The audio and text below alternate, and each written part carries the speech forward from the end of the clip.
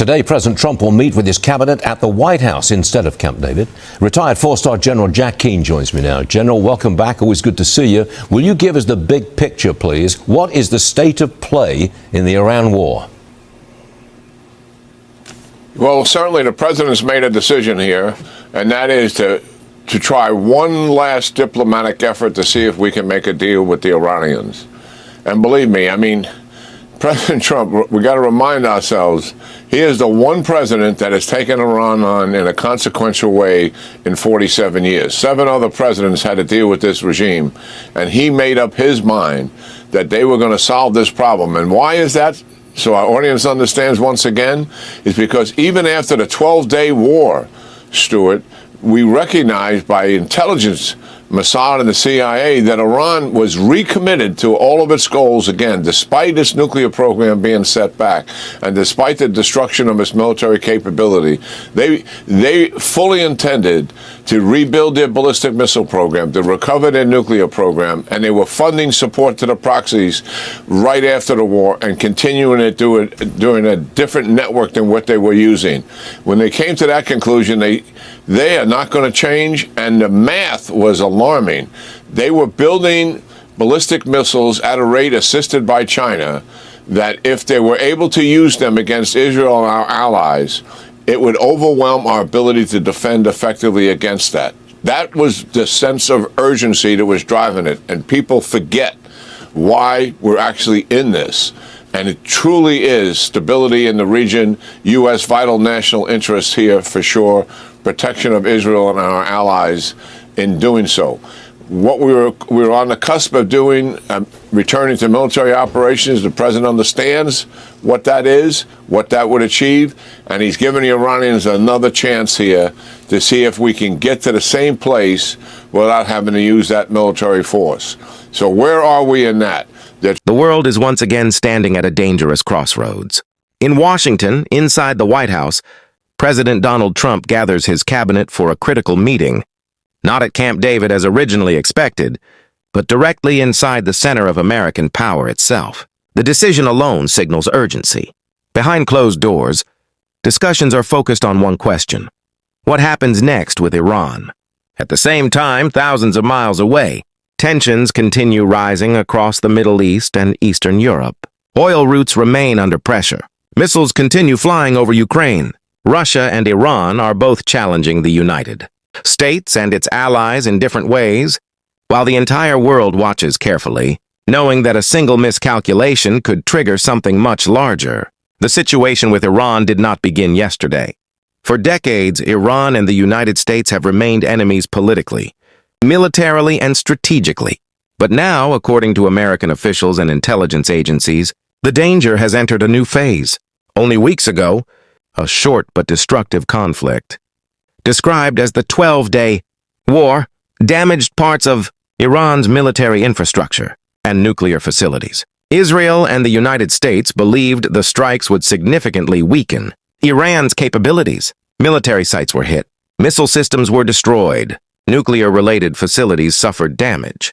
For a moment, it appeared the balance of power in the region had shifted, but intelligence reports soon painted a different picture. American and Israeli intelligence agencies, including the CIA and Mossad, reportedly concluded that Iran was already attempting to rebuild.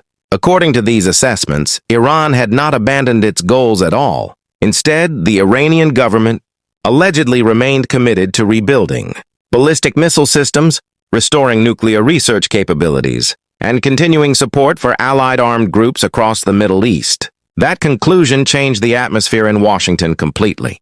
Inside the White House, officials now believe the issue is no longer simply about punishment or retaliation. They see it as a race against time. The concern is that if Iran succeeds in rebuilding its missile capabilities rapidly enough, it could eventually overwhelm regional defense systems used by Israel and U.S. allies.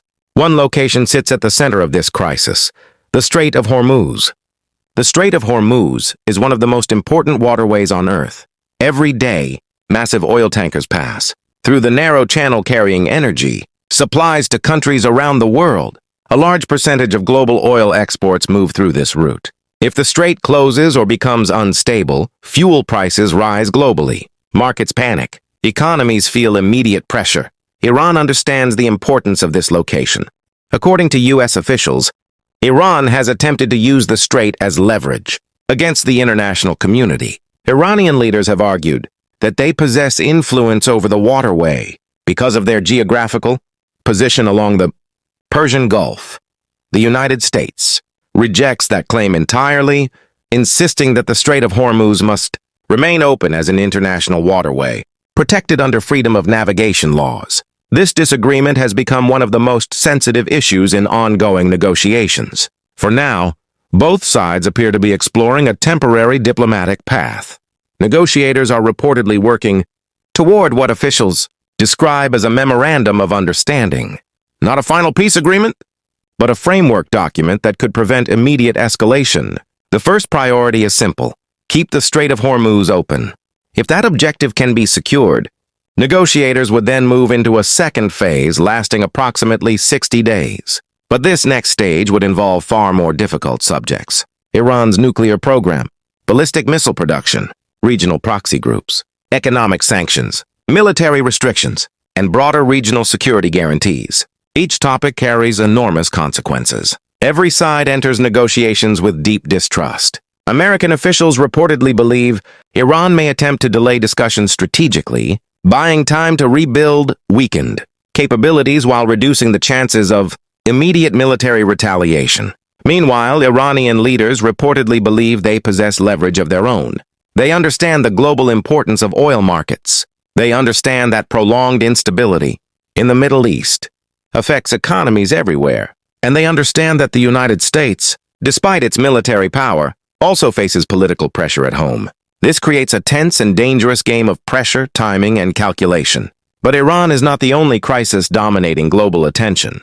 Far to the north, the war between Russia and Ukraine continues entering new and unpredictable phases. For years now, Ukraine has resisted Russian military aggression with support from Western nations, especially the United States and European allies. The war has transformed entire cities into battle zones. Thousands have died. Millions have been displaced. Economies have been damaged across Europe and beyond. Now, according to military analysts, the battlefield situation itself may be changing again. Russia recently issued warnings involving possible large-scale strikes against Kyiv, the Ukrainian capital. American diplomats and civilians were reportedly warned about potential escalations. Air raid sirens continue sounding across Ukrainian cities as missile and drone attacks remain a constant threat. Yet, behind the dramatic warnings, another reality may also be unfolding. According to several military observers, Russia's latest offensives have not produced the major territorial victories the Kremlin hoped for. Ukrainian forces continue resisting fiercely on the battlefield while also launching increasingly bold operations inside Russian territory itself. Drone strikes deep inside Russia have become more common. Military facilities have reportedly been targeted. Industrial sites connected to the war effort have faced attacks. Even areas near Moscow have experienced disruptions and security concerns. For Russia, this represents a serious challenge psychologically as well as militarily. The war is no longer confined to distant front lines. Parts of the conflict are now reaching into Russia itself. At the same time, economic pressure continues mounting. Sanctions imposed by Western countries have damaged sectors of the Russian economy, even though energy exports still provide significant revenue. Military spending remains extremely high. Replacing lost personnel has become increasingly difficult. Analysts believe the long duration of the war is creating strains that are harder to hide over time. Despite this, Russia continues attempting to project strength internationally. Missile warnings against Kyiv, military exercises, public speeches, strategic threats all serve another purpose beyond direct warfare: controlling perception. Because modern conflicts are fought not only with missiles and tanks, but also with narratives. Every government involved wants to appear strong. Every side wants allies to remain confident. Every leader wants enemies to doubt themselves. This is why information, media appearances, intelligence leaks, and public statements have become almost as important as battlefield operations themselves. At the center of everything stands the United States. Washington now faces simultaneous pressure in multiple regions of the world. In the Middle East, Officials are trying to prevent another full-scale regional war involving Iran, Israel, and American forces. In Europe, the United States continues supporting Ukraine while monitoring Russia's next moves carefully. And above all of this remains the larger geopolitical rivalry involving China. American officials increasingly believe that global conflicts are no longer isolated events. Instead, they see connections between the actions of Russia, Iran, and China. Military cooperation, economic partnerships, technology transfers, and shared strategic interests are creating what many analysts describe as a new era of global competition. That is why today's White House cabinet meeting matters so much. The decisions made inside those rooms may influence military strategy, diplomatic negotiations, energy markets, and international stability for months or even years ahead. Will diplomacy succeed with Iran? Will the Strait of Hormuz remain open? Will Russia intensify attacks against Ukraine? Will military operations expand further? At this moment, nobody can answer those questions with certainty. What is clear is that the world has entered a period of extraordinary tension where diplomacy and military power are operating side by side. Negotiations continue, but war preparations continue as well. Leaders speak publicly about peace while simultaneously preparing for possible escalation behind the scenes. For ordinary people around the world, the consequences are already visible. Higher energy prices, economic uncertainty, growing fears of wider conflict, and constant anxiety about what headline may appear tomorrow morning. Because in today's world, a missile launch in the Middle East can affect fuel prices in Europe. A drone strike near Moscow can influence global markets in Asia. Decisions made inside the White House can reshape international alliances overnight. Everything is connected. And tonight, as world leaders continue negotiating, threatening, calculating, and preparing, the international system remains balanced between diplomacy and confrontation, uncertain which direction history will choose next. Trying to stitch together, Stuart, a memorandum of understanding, a document that would be a framework document. It wouldn't be a deal, but it begins to tell you how much agreement there is just to get that document put together. And job one would be the Straits of Hormuz. Open it up, and our naval blockade, if it was opened effectively, would be removed. That's the leverage we have to get it open. But the Straits of Hormuz document in opening up has got to make certain that Iran recognizes it as international waterways. It's not territorial waterways as they're claiming right now. They have no claim on it whatsoever, and we've got to see the expression of that this is freedom of navigation in international waterways. Then for the next 60 days, and that's what the time clock is, Stuart, negotiations on all the truly hard stuff. Nuclear, ballistic missiles, support for proxies. Each and every one of those issues will be challenging. On negotiators, I spoke to one yesterday for close to 40 minutes. Their eyes are wide open in terms of what they're dealing with here with the Iranians. Where are the Iranians? The Iranians, despite all the punishment we've given them, they are emboldened. And by that I mean, they think because they shut down the Straits of Hormuz, they have leverage over the United States. And what they want to do here is stretch out these negotiations as long as possible. Yep. And why is that? Because reduce the likelihood that the president would reattack as it gets closer to our election. Iranians, just like Russians and Chinese, pay a lot of attention to what's going on in the United States. That, in my judgment, Stuart, is a miscalculation. Okay. Because they then do not understand the president. The president has leverage here over them in terms of how much financial relief he gives them in return for the deal he wants to achieve.